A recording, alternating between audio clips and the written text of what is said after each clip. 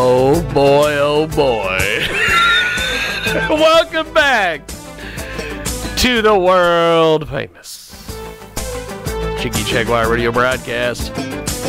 It is coast to coast. It is border to border. It is TuneIn. It is iTunes. Radio Loyalty. 50-plus AM FM stations across the country and around the world. iHeartRadio as well. And you can download our brand new app, JiggyJaguar.us. JiggyJaguar.us. Listen to us live. Watch all of our videos. Find everything on our website, JiggyJaguar.us. Now, this next segment, I'm going to fully engage, and I'm going to admit to you that I'm going to be getting into some awesome amount of trouble.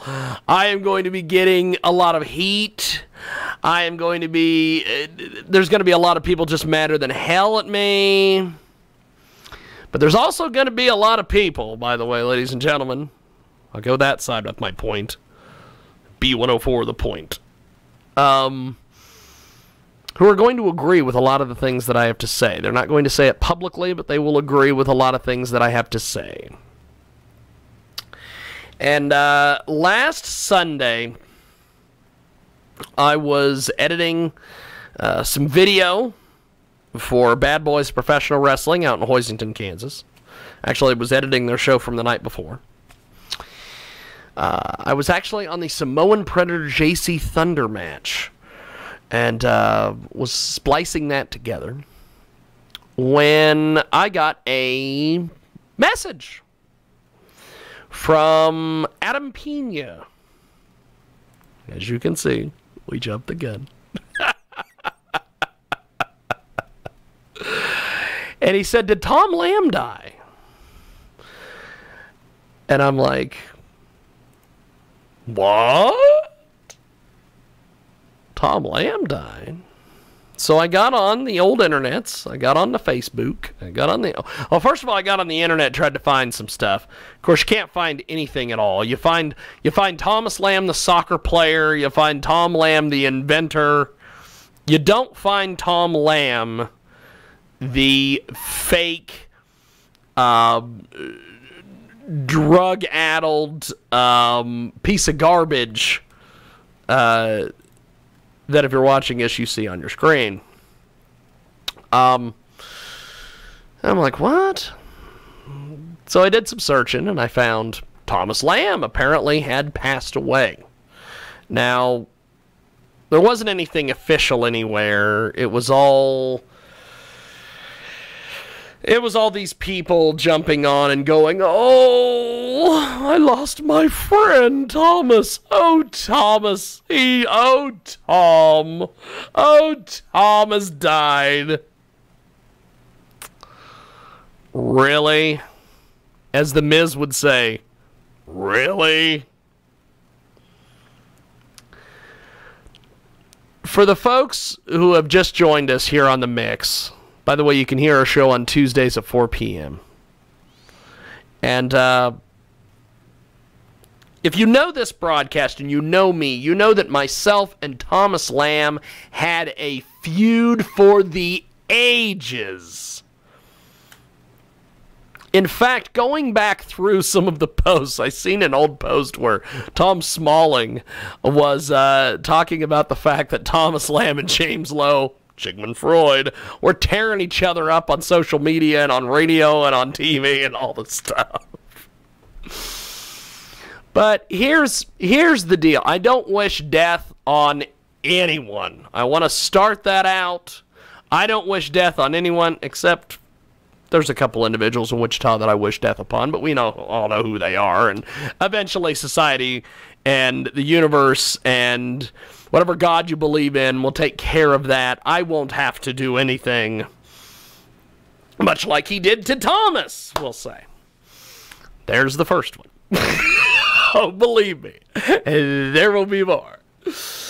Now, Thomas Lamb and I knew each other for a lot of years, and Thomas had formed a lot of relationships with a lot of different bands, had done a lot of things with magazines. But I'll tell you, Thomas Lamb spent a lot of his time burying me to record labels, burying me to venues. He buried me to the old management of the Cotillion, so much to the point that whenever we would have shows down there, it was always a shooting match to see who was, if I was going to get tickets, if I was going to be on the list, if they were going to actually see my name on the list. There was one time way back in the day that I literally watched a tour manager duke it out in a game of tug of war with tickets that had my name on them with a Cotillion staff member because Thomas was at the show and they basically didn't want me getting in the door even though I had gotten on the same press list. Thomas Lamb at one point did, and I'm going to share some of the, a lot of people are like, well, you're just mad at him, you just this, you just that, you just jealous. No, he did a lot of bullshit and did a lot of nasty things, not just to me, but he did a lot of nasty things to friends of mine. For instance, we'll start with Ann Sheever of A Fresh Entertainment Magazine. She had managed to get some press passes and some camping ground passes to a thing called Midwest Rock Fest a few years ago. And, this more than 10, probably 10 years ago, I'd say. And I had gotten press passes the year before and had gotten some interviews. I had gotten some interviews that Thomas didn't manage to get. And he was madder than hell. So the next year, he became their official media partner and shut me down a week before the event. My press passes were revoked for some mysterious reason. And come to find out later, talking to the people that ran the event, talking to people involved in the event, he got my press passes revoked. But, so once again, burying me to various promoters. Ann went to the event. She took Metal Mom, Jody Rogers, with her. Thomas found out the campsite where they were, and when they were off covering a band, mysteriously, someone tore up the campground and stole all their gear. It's a coinky-dink. I'm not saying Thomas and Willie Parks did it. Actually, I'm saying that. But it's kind of odd that Ann would be targeted and that would be the area that would take place. Nothing else happened the entire weekend. No one else had anything happen. Nothing was reported except for that one incident. It's a little strange, I know. So Thomas goes on, and he did a deal one time where he had promised a gentleman, and I seen this on Facebook the other day. Someone put up one of these, "Oh, I'm going to miss you, you're like a brother" posts. And some guy went in and said, yeah, he's such a great guy that he promised my kid who was dying of cancer tickets to a Kiss concert and got me fake Kiss tickets and fake press passes that didn't work. But he's a great guy. He's a great brother. Let's see, what else did he do?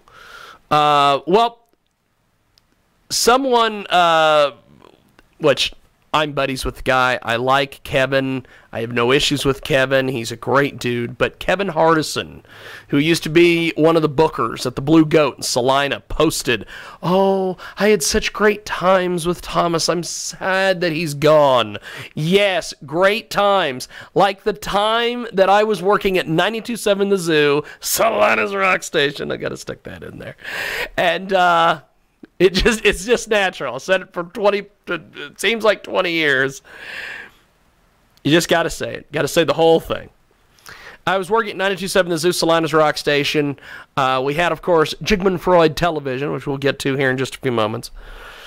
And how he was going to do Mega Metal TV. That's another thing I got to talk about. We got to talk about all the stuff that he was going to do that he never did that were lies. They were lies! So, Thomas gets in to do Bullet Boys, and he was going to get his interview with Mark Torian. Now, of course, Mark Torian being the lead singer of the Bullet Boys. Myself and the aforementioned Ninja Larry from Jiggy Jag TV had an interview with Mark already set up, and he was trying to get in the door to do his before we did ours. So petty. So petty. It's all the same interview. You're gonna, whether you get yours before mine or mine before yours, it doesn't matter. So he gets in the door with his little buddy Amanda, who, by the way, he ended up screwing her over too. I didn't see any posts from Amanda talking about how great Thomas was. Maybe I've missed that. I don't know. I'm sure there probably is something somewhere, because he was such a great guy. And so they get in for this Bullet Boys. That we do our interview with Bullet Boys. And then Thomas tries to get in before us. But instead of him trying to get in before us, he goes back there. He's just going to go back to the backstage area, the dressing room. And Kevin Hardison is standing there, and he's working security. And he's like, Mark said he doesn't want to talk to you guys yet. We're going to do interviews here in a few. They're getting ready to go on stage. And Thomas is like, well, I have an interview with him. And I'm standing there the whole time because I'm filming bits and pieces of them loading on and loading off for the TV show. And I'm just standing there bullshitting with James Brockway. Ooh, James Brockway. And the rest of the people at the Blue Coats. Not a big deal. And Thomas is like, well, I've got an interview. So he goes to push past Kevin Hardison, who had all these great times with Thomas, yeah, like this time, where you had to shove him up against the wall. And then he pouted about it, and he's like, I want my interview. And then he wanders away. Now, of course, later on, after the show was over with, when Mark Torian had agreed to do interviews with everybody anyway, me being the nice guy, I let Thomas go first. Because I had overheard something about Amanda was talking to him about, we can't be taking too long, I got to get home, and she was complaining. And I made a comment to Larry, I said, I'm just going to let him go first. So I let him go first. Now, of course, that never was ever, I was never given credit for that. I'm always a bastard. Much like yesterday when his sister got a hold of me on the Facebook and said, I'm a son of a bitch. My response was, yes, indeed, honey. Have yourself a blessed day. Right now, Thomas Lamb is trying to scam his way into heaven with fake emails from Jesus Christ saying that he can get in, and Peter is trying to figure out, are they real? Should I let him in? Another thing that happened was that there were several radio DJs, and I won't mention any names. You probably already know who I'm talking about. In the Wichita radio market, who was, there was rumor, allegedly, as Tom Likas would say, that he was their drug and cocaine hookup. I'm sure they'll make some posts about how he will be missed. In fact, I think one already did. Let's see, who else? Oh, he made a comment one time to Ann Sheaver when he was sitting in the back of her car. All of a sudden, they're having a conversation. And out of nowhere, he just screams at the top of his lungs, I'm gonna burn in hell! I'm gonna burn in hell, is what he said before the mic cut out. So, here's the deal, Tommy boy. Tommy did a lot of different things where he tried to undermine me to various folks. One time he made a comment to Ninja Larry about how he had just signed a deal with Fox, Kansas for Mega Metal TV, and they were going to have 13 XL cameras on order. XL1 cameras, which, by the way, they were getting ready to phase out. They should have been XL2s, but they were 15 XL1 cameras, and they were on order, and he was going to do this amazing show for Fox Kansas. Well, first of all, local cable, if you're on doing a show, you're probably paying to have that show. Something else, what do you need 13 XL1 cameras for? Realistically, a little behind the scenes action here. 4 cameras is all you can edit on Adobe or Final Cut at once. How are you gonna edit 13 to 15 camera angles?